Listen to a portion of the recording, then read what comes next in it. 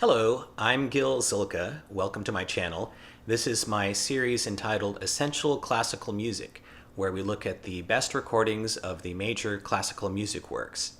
This video is taken from my larger video entitled Best Recordings of Orchestral Works, where I look at basically all orchestral music that is not including the symphonies or the concertos.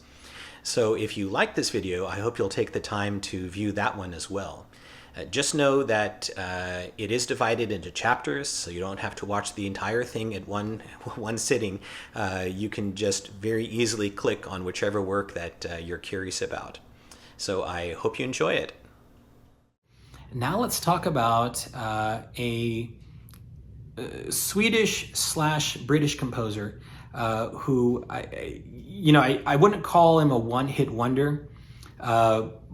He wrote a lot of great things, but sometimes you come upon a composer who wrote one piece that's just so iconic, and they're so identified with that one piece that you almost want to think of him that way. And that's Gustav Holst, and of course I'm talking about The Planets, which is this wonderful piece with a different movement for each of the planets. Just a real work of genius. And definitely one that is an orchestral spectacular. It's a piece that is often recommended for people who are new to classical music. And so you want to hear it in good sound, at least definitely starting out. And my top recommendation for this one is one that is pretty universally admired, and that's this sort of digital classic from 1986, Charles Dutoit and the Montreal Symphony. And the sound, of course, is fantastic. The prototypical demonstration CD. The orchestra sounds wonderful. Dutoit was never one to, sort of fuss with. He was never idiosyncratic. The Mars is very powerful. The depth of the sound is just amazing. But then there's the ethereal beauty, which I think is unmatched in this recording, and that's, for me, is what really especially puts it over the top. It's just gorgeous playing, gorgeous sound. Now, another conductor who really was very associated with the Planets is Sir Adrian Boult, and he did many recordings. I think there's maybe like 5 of them that are out there.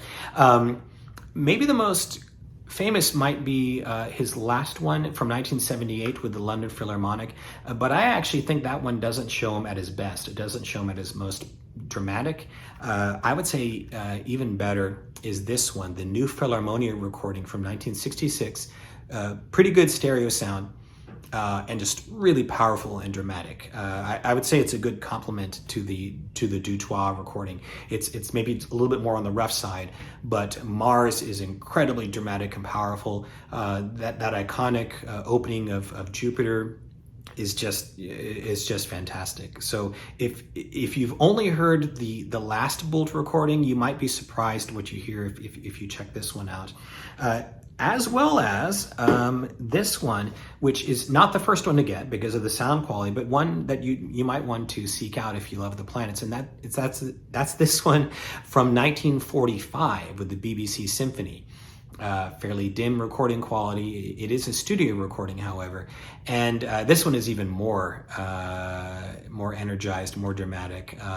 So for someone who knew the piece so well, this one carries the proverbial stamp of authority, and it's definitely one that you should hear. But after hearing the 1966 New Philharmonia recording. Now I want to mention one more, another conductor who was great with the power and drama, and that is Karajan with the Vienna Philharmonic this time. This is one of those Decca Vienna Philharmonic recordings he made from 1961.